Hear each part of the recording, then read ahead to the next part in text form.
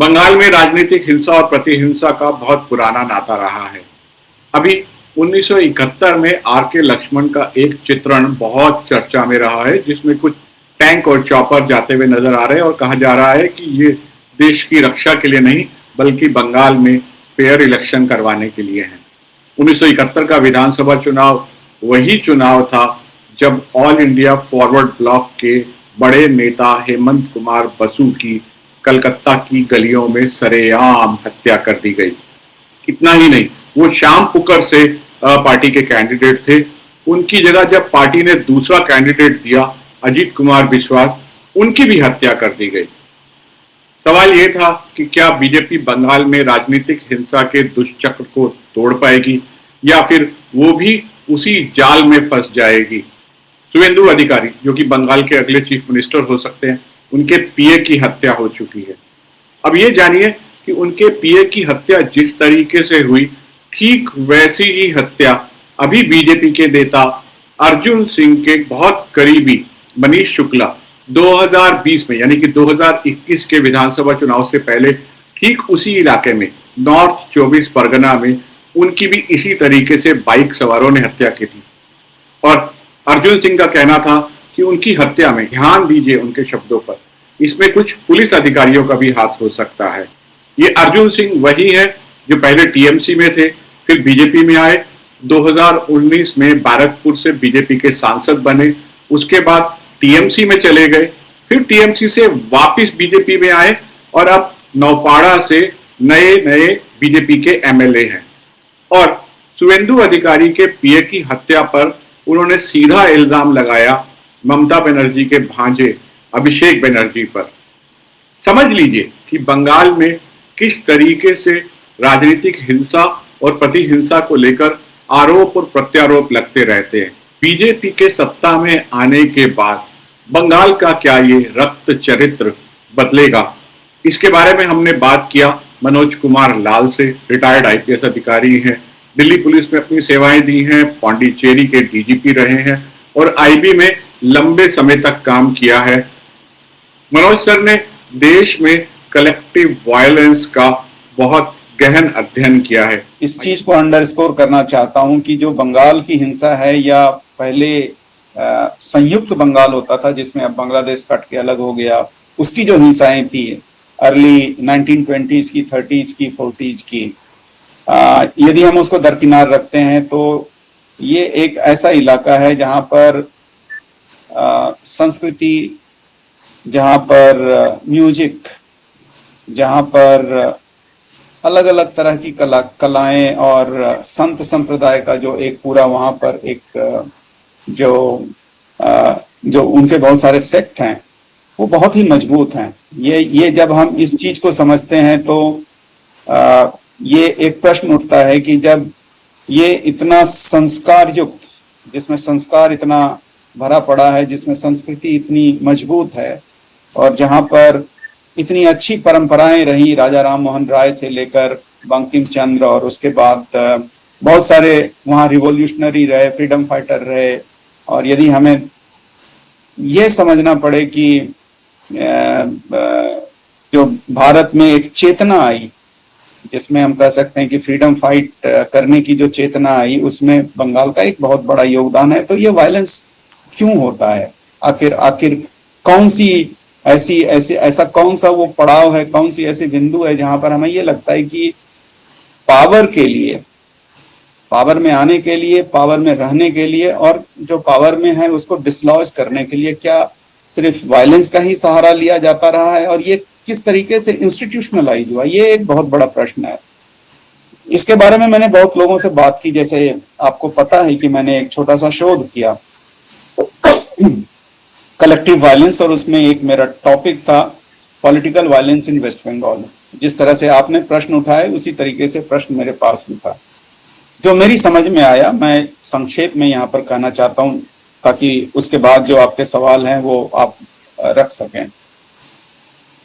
जो स्वदेशी मूवमेंट हुआ, जो एक क्रांति की नई धारा युगांतर और अनुशीलन समिति के रूप में, ये एक बहुत ही बड़े पैमाने पे हुआ, जिसमें महर्षि अरविंदो जो शुरू में क्रांतिकारी थे, बाद में स्पिरिचुअल लीडर हो गए, और एक उनका योगदान है यदि आप पांडिचेरी में और अरोविले में जाएंगे तो आपको लगेगा कि वो एक शांति दूत के रूप में है। तो उनका एक बहुत बड़ा, एक कहना चाहिए कि कंट्रीब्यूशन था। और वो जो एक क्रांति की धारा बही, बाद में वो गदर पार्टी के रूप में परिणत हुई, जिसके एक पार्ट भगत सिंह भी थे। एक हमें वो रूप भी वहां पर मिलता है, एक वायलेंस का, जिसमें वायलेंस देशभक्ति से ओतप्रोत था, वो एक स्वराज्य के लिए था, वो फ्रीडम फाइट की तरह से था। वो जो जिसको कह सकते हैं, जो हिंदुस्तान दास्ता की जंजीरों में जकड़ी हुई थी, उससे मुक्त कराने के लिए किया था। उसमें लोग प्लेज लेते थे गीता का, जिसके लिए कि हम प्राणों की न्यौछावर करेंगे भारत माता की रक्षा के लिए, उसको अक्षुण्ण रखने के लिए, उसको स्वतंत्र करने के लिए।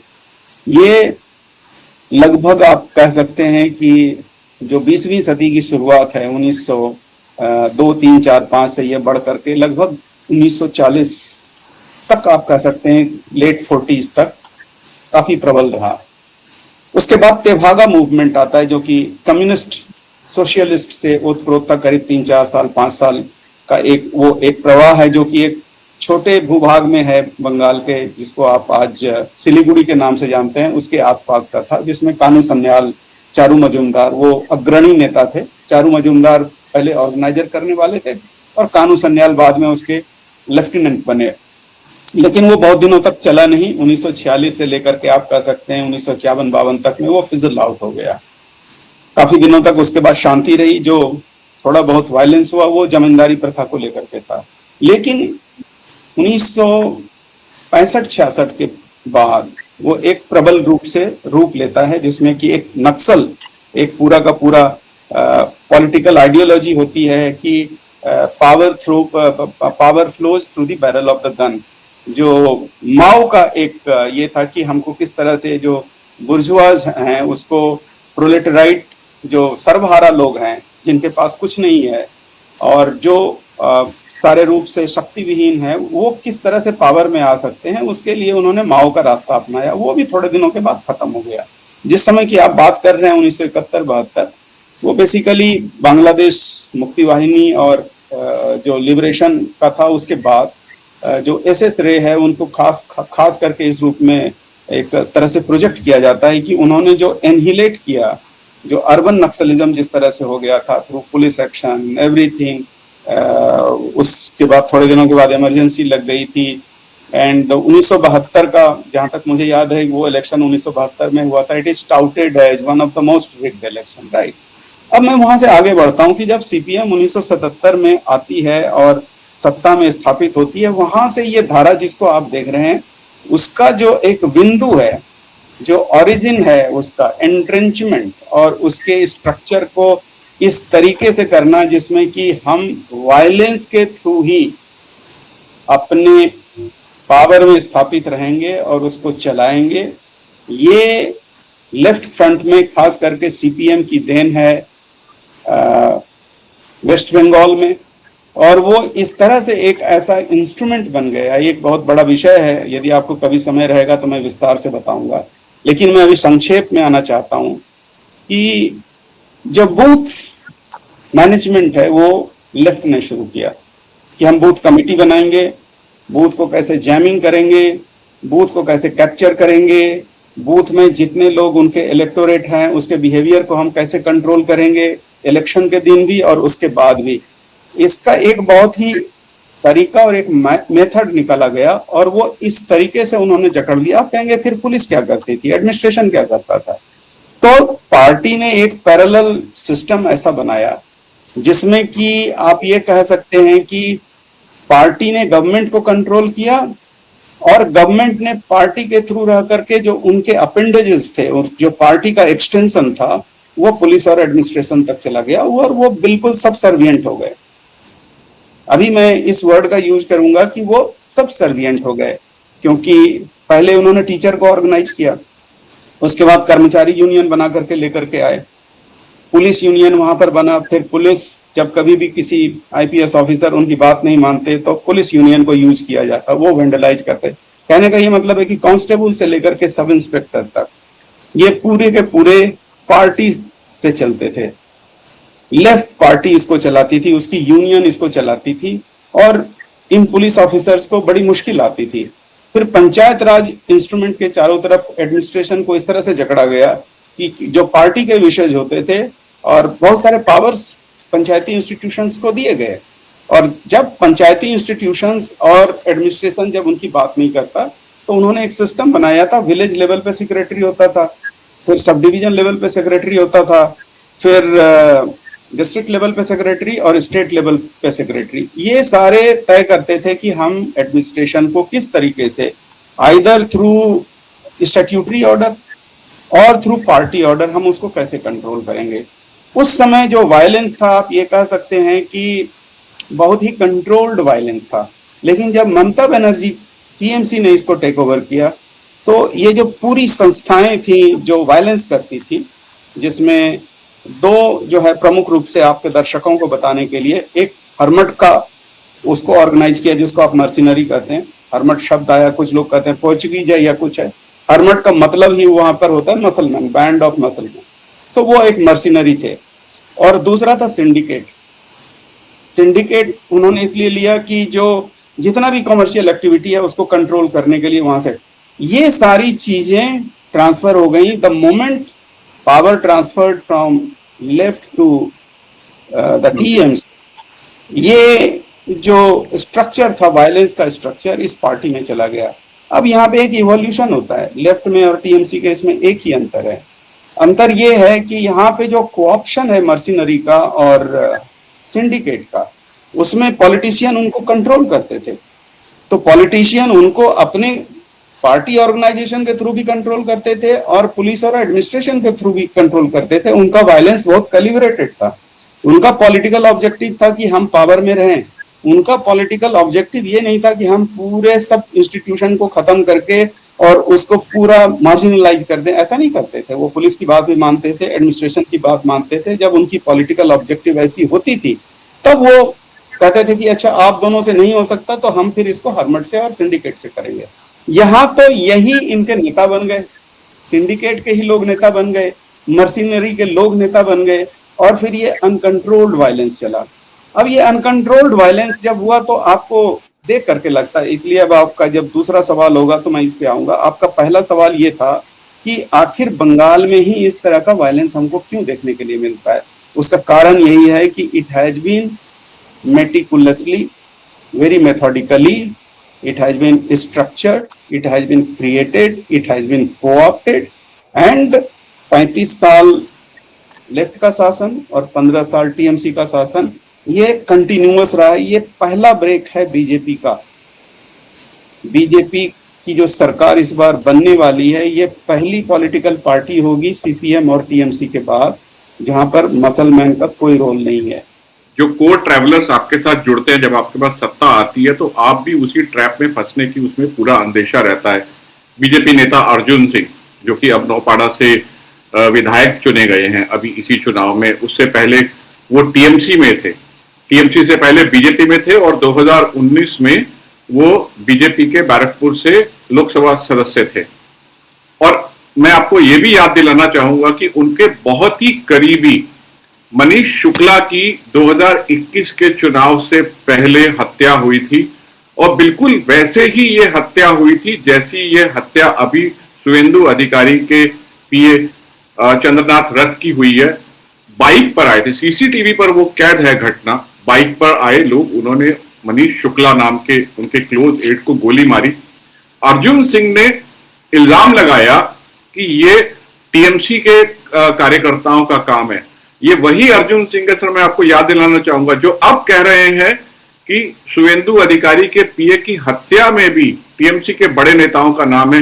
वो अभिषेक बनर्जी पर आरोप लगा रहे हैं, और जबकि टीएमसी की तरफ से इस आरोप से इनकार किया गया है।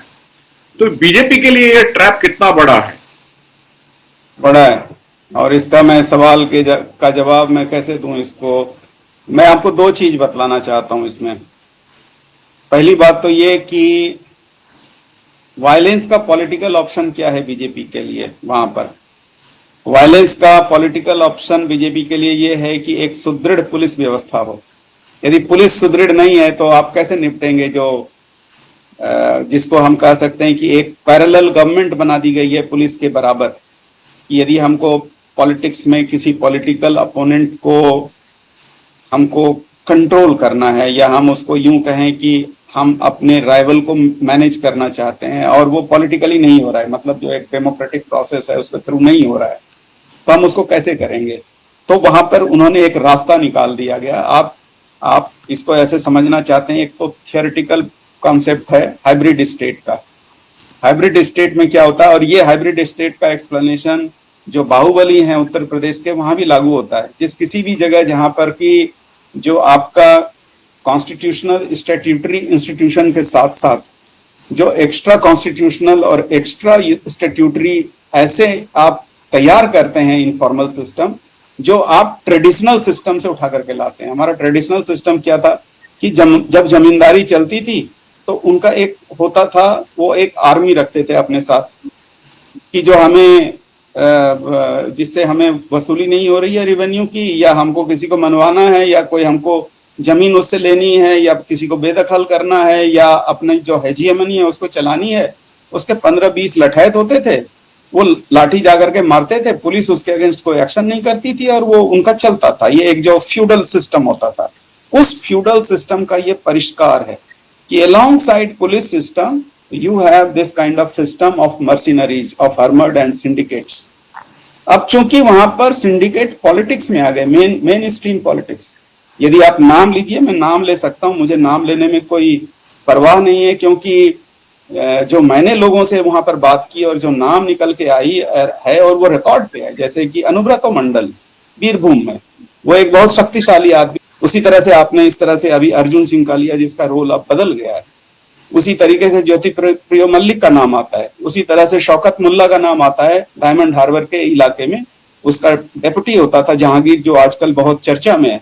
उसी तरीके से शाहजहां आता था, बहुत पहले रजाक मुल्ला होता था जो सीपीएम का था, बाद में उसने टीएमसी ज्वाइन किया। कलीमुद्दीन शम्स जो है डिप्टी स्पीकर होते थे।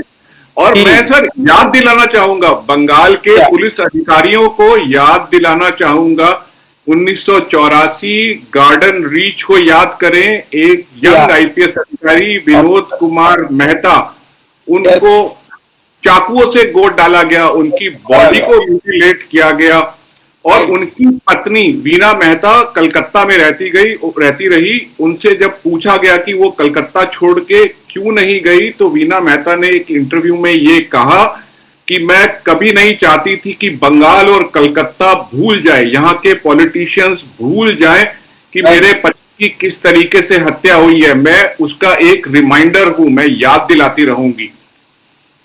और उस हत्या में नाम आया था कि जिन गुंडों ने हत्या की है वो कलीमुद्दीन शम्स के करीबी थे, और वो सीपीएम के बड़े नेता थे गार्डन रीच इलाके के, और डिप्टी स्पीकर, बाद में मंत्री बने सीपीएम की सरकार में। तो आपने पूछा कि बीजेपी के पास ऑप्शन क्या है, मैं यही कह रहा था कि ये एक हाइब्रिड स्टेट है।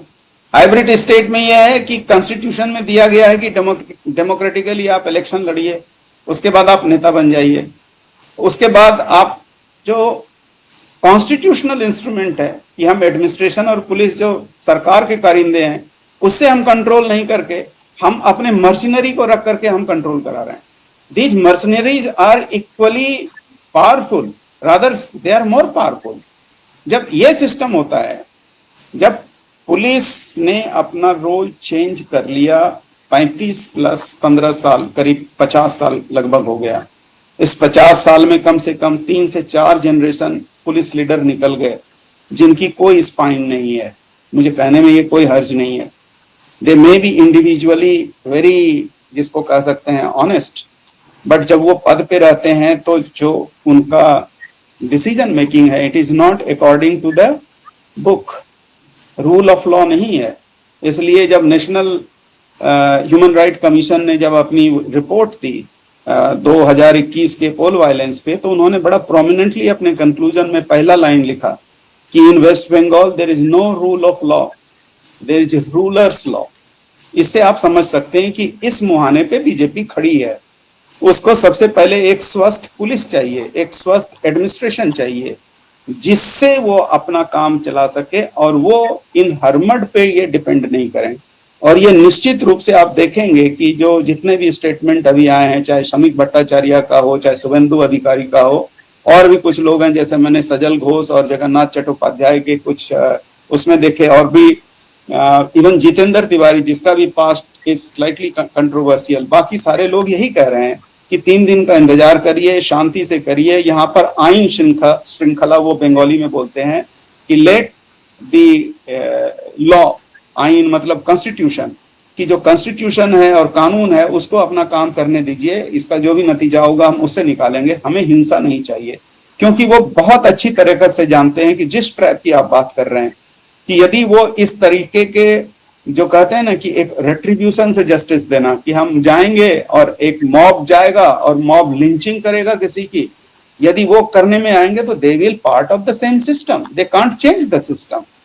और ये उनका सबसे बड़ा डिलेमा है कि यदि वो करेंगे तो वहां पे वो ऑनेस्ट पुलिस ऑफिसर कौन लोग हैं जो इनके जो भी पॉलिटिकल जो इनकी अथॉरिटी है, कॉन्स्टिट्यूशनल अथॉरिटी है सरकार बनाने के बाद, उसको ट्रांसलेट कौन करेगा? It's a very big task. और दूसरा आंसर आता है कि और इसका क्या हो सकता है, और इसका ये हो सकता है, वो है सिविल सोसाइटी। जब हम सिविल सोसाइटी के अंदर जाते हैं कि सिविल सोसाइटी का स्ट्रेंथ क्या है, यदि आप सारे लोगों को मिलाइए, प्रोफेसर हैं, जुडिशियरी से रिलेटेड लोग हैं, कलाकार लोग हैं, इंटेलेक्चुअल लोग हैं, वो लोग हैं जो शहरों में गांव में जो ओपिनियन बनाते हैं, वो यदि इकट्ठे आएंगे और यदि वो डिनाउंस करेंगे इन मर्सिनरीज को, क्योंकि इनकी संख्या बहुत बड़ी नहीं है, इनकी बहुत बड़ी संख्या नहीं है। And people at large, if you see election 2021 2026 दोनों का, लोगों ने इसलिए नहीं दिया है यहाँ पर कि बीजेपी को लाया जाए, उन्होंने वोट इसलिए दिया है कि ममता को हटाया जाए। एंड यहाँ पर एक ही पॉलिटिकल ऑप्शन है कि अदर देन बीजेपी किसी और का ऐसा पास्ट नहीं है जो उनको उनके हिसाब से, जो उनकी इच्छा है, जो उनकी आशा है, उनके आशा के हिसाब से, उनके एक्सपेक्टेशन को कोई दूसरा पार्टी मीट नहीं कर सकता। इसलिए उन्होंने चुना है, जानबूझ करके चुना है। और बीजेपी इसी पोल प्रॉमिस पे आई है, भय आउट एंड भरोसा इन। वो हर एक जिस किसी भी इसमें जाते हैं, ये उनका एक टैगलाइन होता है। तो इनके पास दोनों ऑप्शन है, दोनों इनको चलाना पड़ेगा कि किस तरीके से ये सिविल सोसाइटी को जोड़ें। वो भी उतना ही इन्फेक्टेड है जितना कि पुलिस और एडमिनिस्ट्रेशन इन्फेक्टेड है। These all institutions are badly infected by these kind of, जिसको आप कह सकते हैं हाइब्रिड स्ट्रक्चर, जहां पर स्टैट्यूटरी अथॉरिटी जो है it is subservient to these kind of violent, जो मस्तान है उनके, जो उनके सिंडिकेट और जो वायलेंस करते हैं, मर्सिनरीज, हर्मट, दे आर कंट्रोलिंग। उनको मार्जिनलाइज करना चाहिए। They are in every village. इनकी संख्या मतलब बहुत सारे तो आपको दिखाई नहीं देंगे, वो तो मशरूम तब करेंगे जब इनको कॉल मिलेगा कि चलो यहाँ करो। Therefore they can do any kind of such action anywhere. और मजे की बात इसमें यह है, मैं थोड़ा सेंसिटिविटी से बोलना चाहता हूँ, जो मेरी एक वेस्ट बंगाल कैडर के ऑफिसर से बात हुई कि हर्मट ऑपरेट कैसे करता है। इट्स अ वेरी इंटरेस्टिंग, ये उन्हीं का बताया हुआ है। मैं आपको वो नरेट करता हूँ, if you give me 2 minutes I narrate. Medinipur में कुछ दिक्कत थी, ये करीब 1990 के बाद की बात है। उस समय कम्युनिस्ट रेजीम था वहां पर। TMC was struggling. बीजेपी भी कोशिश कर रही थी कि जंगल महल जैसे आदिवासी योजना उनकी चलती है तो हम इनकी आदिवासी योजना भी बनाएं। कांग्रेस, ये कम्युनिस्ट लोगों को ये लग रहा था कि यहाँ पे जो हमारे पॉलिटिकल राइवल हैं वो गांव में जा रहे हैं और उनको ऑर्गेनाइज कर रहे हैं। उन्होंने कुछ वार्निंग दिया, फर्स्ट, सेकंड, थर्ड, फोर्थ, वो नहीं माने। तो उन्होंने अपना एक हर्मट का ग्रुप भेजा। उसका तरीका ये होता था कि यदि मेदिनीपुर में है तो वो किसी और डिस्ट्रिक्ट से आएंगे।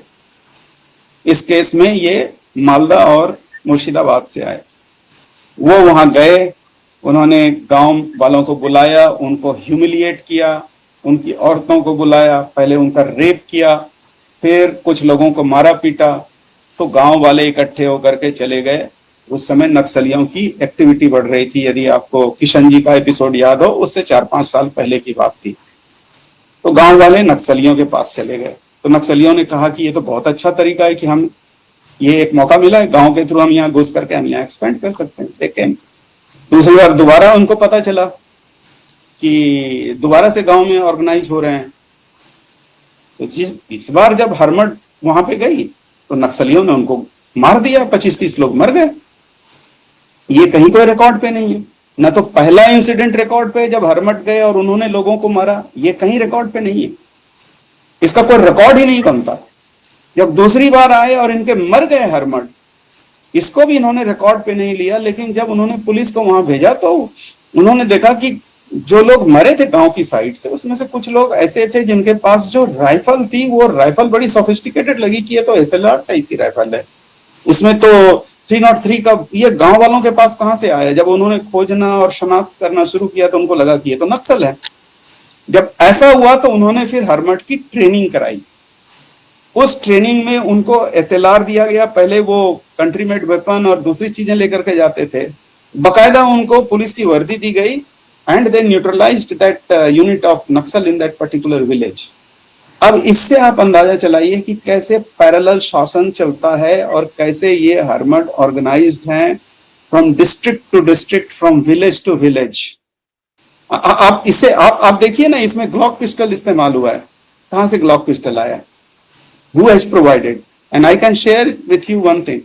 This Bangladesh, these kind of people जो हरमट के सरताज हैं वहां पे, so called, now I will not take name, say वो नॉर्थ 24 परगना में है या साउथ 24 परगना में है, जो इनके ट्रांस बॉर्डर ऑपरेटर हैं, वो बांग्लादेश में किसी टाउट के थ्रू, किसी मिडिलमैन के थ्रू, जो वहां की आर्मी है उसका वेपन यहाँ पर लाते हैं, उसको बांटा जाता है, डिस्ट्रीब्यूट किया जाता है।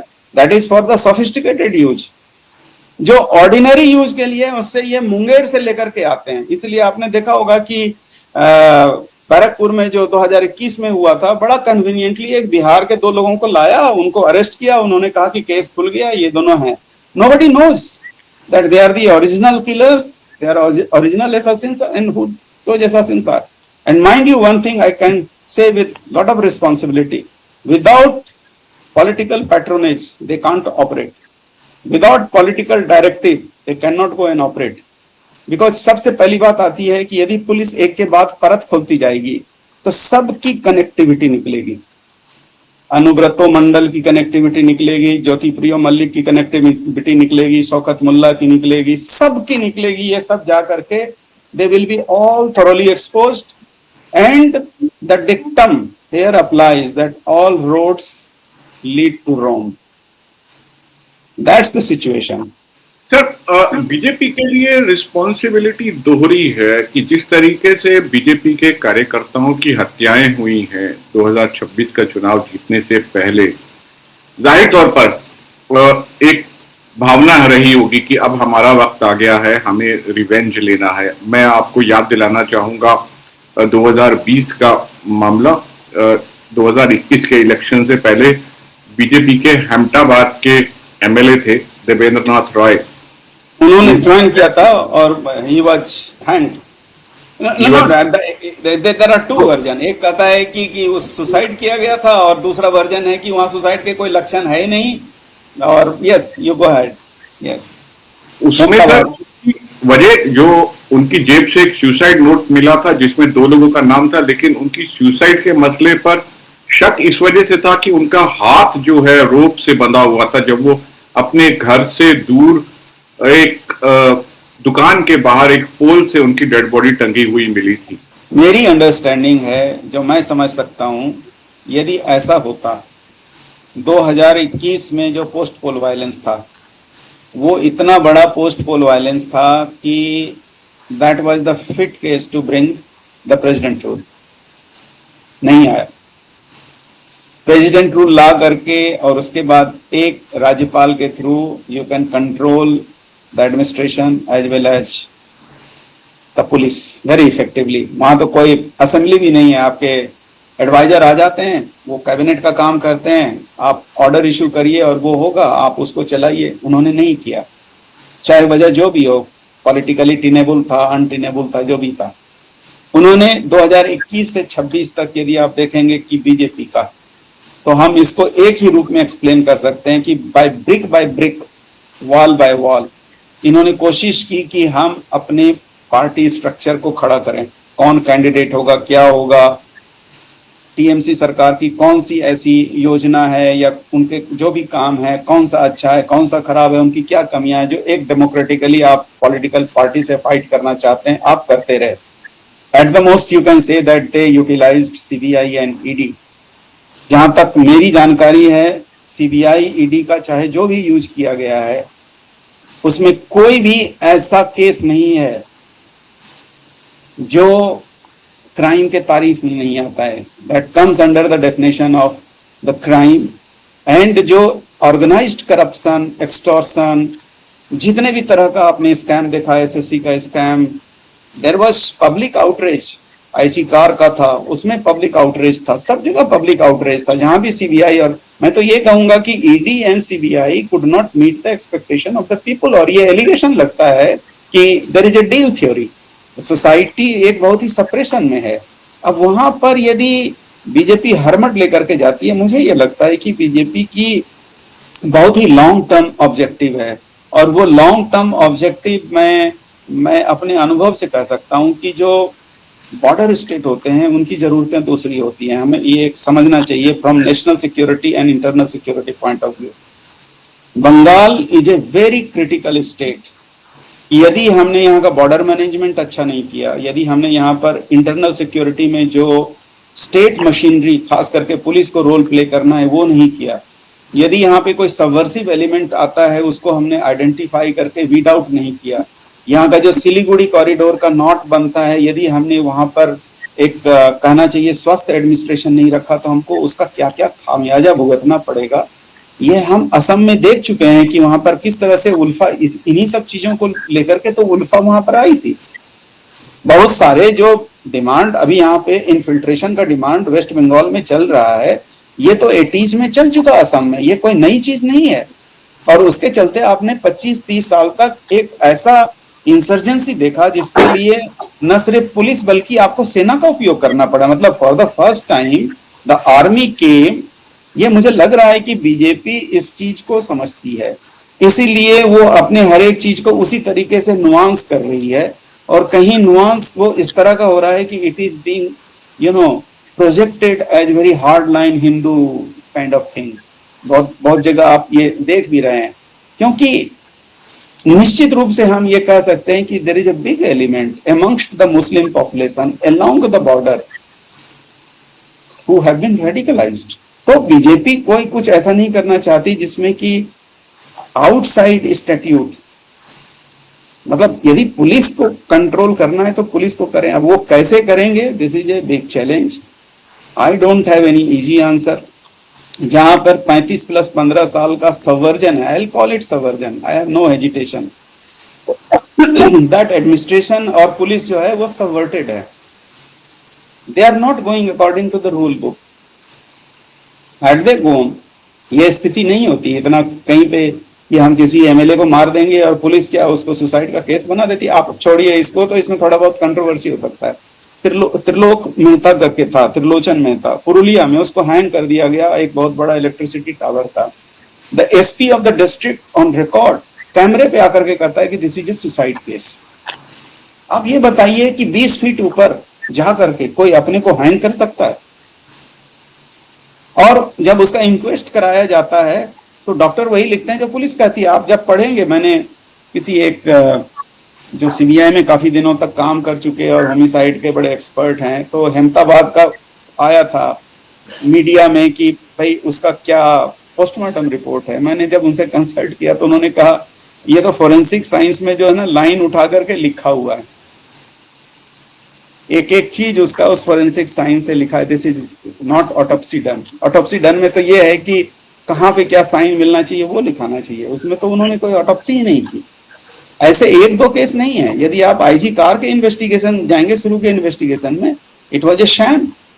तो पुलिस ऐसे प्रोफेशनल पुलिस करती है भाई। जब कानून है कोई चीज, अच्छा कोई 1 बार 2 बार हो तो समझ में आए, आप सालों दर सालों वही करते जा रहे हैं।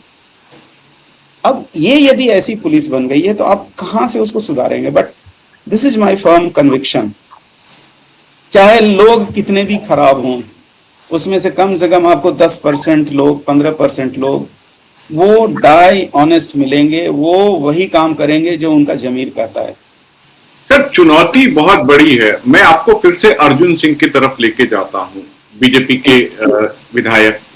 जब उनके करीबी सहयोगी मनीष शुक्ला की हत्या हुई तो अर्जुन सिंह ने, उनका बयान रिकॉर्ड पर है, उन्होंने कहा कि इसमें कुछ पुलिस अधिकारी शामिल हैं। मेरी बात हुई एक रिटायर्ड कलकत्ता पुलिस के अफसर से, और उसने 20 साल पुराना किस्सा सुनाया। और वो 20 साल पुराना क्योंकि वो था उस पुलिस में, तो एक किसी पुलिस स्टेशन में गया। उस पुलिस स्टेशन में एक नया सब इंस्पेक्टर रिक्रूट आया हुआ था। वहां कहा गया कि वो पाड़ा में है, उसको बुला के लाओ, वो पार्टी की बात नहीं मानता है।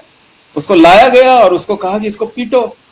तो बजाय पुलिस के, जो सीपीएम का लीडर था, जो वहां का जो सेक्रेटरी था वहां पे, एक कहते हैं उसको वार्ड का जो सेक्रेटरी होता है, जो ऑर्गेनाइजर होता है, उसने उसको पीटना शुरू किया।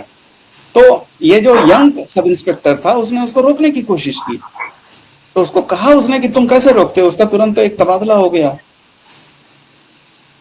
उस पुलिस ऑफिसर ने, जो सब इंस्पेक्टर रैंक का था, बाद में डिप्टी एसपी बना, मुझे बताया, जहां की आप बात कर रहे हैं आईपीएस ऑफिसर मेहता की, उस एरिया में वो जाता आता रहता था। और वो ये बताता था कि कौन सा पुलिस ऑफिसर कहाँ पोस्टिंग होगी, क्या होगा, नहीं होगा, ये वो पार्टी के लोग तय करते थे। आप उन्हीं के साथ उठिए, उन्हीं के साथ बैठिए, उनसे पूछ के करिए। आपको मैं एक मजेदार बात बताता हूँ। मैंने एक, जैसे आप कहते हैं हमारे कुछ बैचमेट होते हैं ऐसे, तो उनसे बात हो रही थी। तो मैंने उनसे पूछा कि भाई आखिर ये तुम लोग कैसे तय करते हो, कैसे ऐसे चलता है पूरा काम, it is all controlled by one single person? ये तो संभव ही नहीं है। हमारा डिस्क्रिप्शन है, हम थाने में हैं, सब डिवीजन में है, डिस्ट्रिक्ट में है, तो हम करेंगे। उसको कहता है यहाँ ऐसे एफआईआर दर्ज नहीं होता है। मैं बताता हूँ कैसे होता है। मैंने कहा बताओ। तो उनका एक कोई सिस्टम है, उनका एक ऐप है, हर एक मोबाइल पे प्रोबेबली व्हाट्सएप है या कुछ और है। तो जो ओसी है, ऑफिसर इंचार्ज, वो लिख करके बताएगा कि ये मुझे एक कंप्लेंट मिली है, इसका क्या करना है। That will go to the SP, SP will forward to the link person at the state level. Political approval आएगा कि इसमें किसको एक्यूज रखना है, किसको क्या बनाना है, वहां से आएगा, फिर डाउन द लाइन तब उसकी एफआईआर दर्ज होती है। अब ओसी ये करता है उसको काटने के लिए कि नीचे में ही सबको मैनेज कर लो, उन्हीं के साथ उठो बैठो, वही पोस्टिंग कराएंगे, हमें जो मिलेगा उसमें तुम्हारा हिस्सा इतना, मेरा हिस्सा इतना। I don't want to say much, I can only tell you कि यहाँ पर जो स्थिति है बंगाल की, वो एक ऐसी स्थिति है जो मैं आपको कह रहा हूँ, हाइब्रिड स्टेट। इट इज, जिसको कह सकते हैं कि कोई रोग होता है ना, तो मोस्ट विरुलेंट फॉर्म में होता है। It is the most virulent form of that hybrid structure. It is a challenge not only for BJP, it is challenge for the entire system. 2021 के चुनाव के वक्त जब ऐसा हल्ला था कि बीजेपी की सरकार बन सकती है, तो बहुत सारे पुलिस अधिकारियों ने, सिविल अधिकारियों ने थोड़ी सी स्पाइन दिखाने की हिम्मत दिखाई थी। हाँ बिल्कुल दिखाई थी। They were all thrown on the margin. उनको कंपलसरी वेटिंग करते हैं।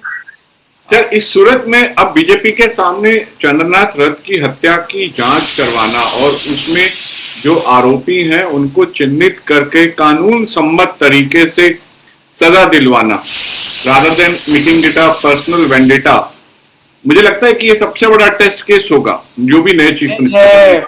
टेस्ट केस है और ये किया जा सकता है, क्योंकि फिलहाल में मैंने एक दो जगह पढ़ा है कि जो बहुत सारे एक्यूज्ड थे 2021 के पोल के, जिनके सीबीआई ने जांच की, उसमें बहुत सारे लोगों को कन्विक्शन हुआ है।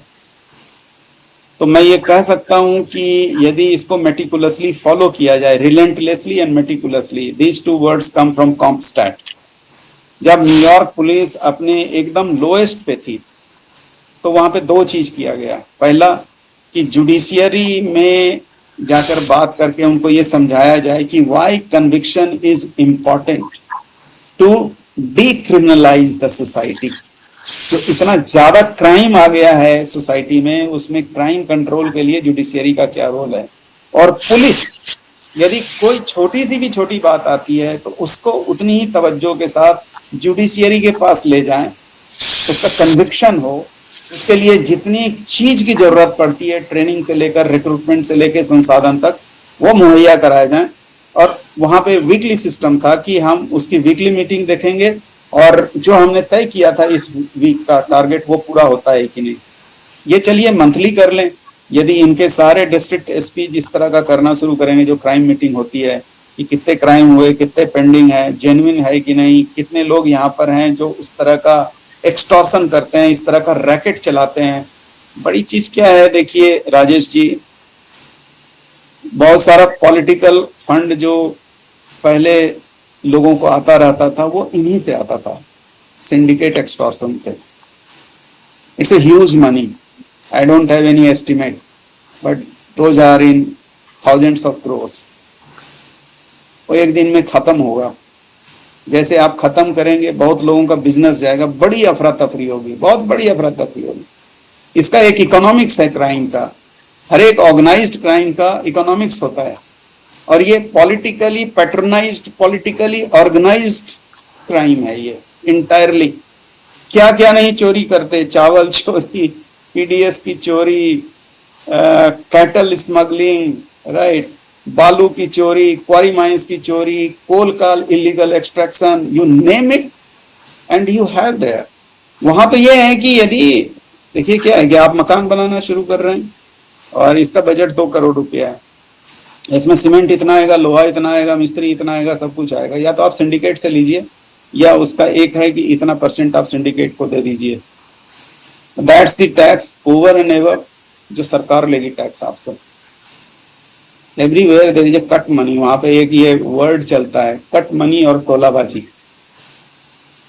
The biggest problem of BJP is कि ऑर्डिनरी आदमी को कट मनी और टोलाबाजी से हम मुक्त कैसे करें। और ये जो अभी घटना घटी है कि इस तरह के जो क्रिमिनल गैंग्स हैं उसकी एक्टिविटी को रेन इन कैसे करें, उसको कंटेन कैसे करें। सो जो ये कहते हैं ना कि हम भय मुक्त आपको शासन देंगे, तो सबसे पहले उसमें पुलिस का रोल आता है कि पुलिस को ये किस हिसाब से स्ट्रीमलाइन करेंगे। I think they should be able to do it. और मेरा जो एक्सपीरियंस है वहाँ पर अभी भी बहुत सारे पुलिस ऑफिसर ऐसे हैं जिनको यदि मौका दिया जाए, जो आपने कहा कि जो 21 में जो लोग आए थे और फिर मार्जिनलाइज हुए, कुछ लोग उसमें रिटायर कर गए हैं, यदि वो आएंगे तो I think we have some hope. इसी नोट पर हम चर्चा को समाप्त करते हैं और उम्मीद करते हैं कि जिस कदर बंगाल की जनता ने बीजेपी को समर्थन दिया है, बहुमत दिया है, बीजेपी बंगाल की जनता की उम्मीदों पर खरी उतरेगी। बहुत बहुत शुक्रिया सर इस बातचीत के। Thank you Rajesh, you have raised a very topical issue and I am really I appreciate the kind of issue you have raised. Thank you. Thanks.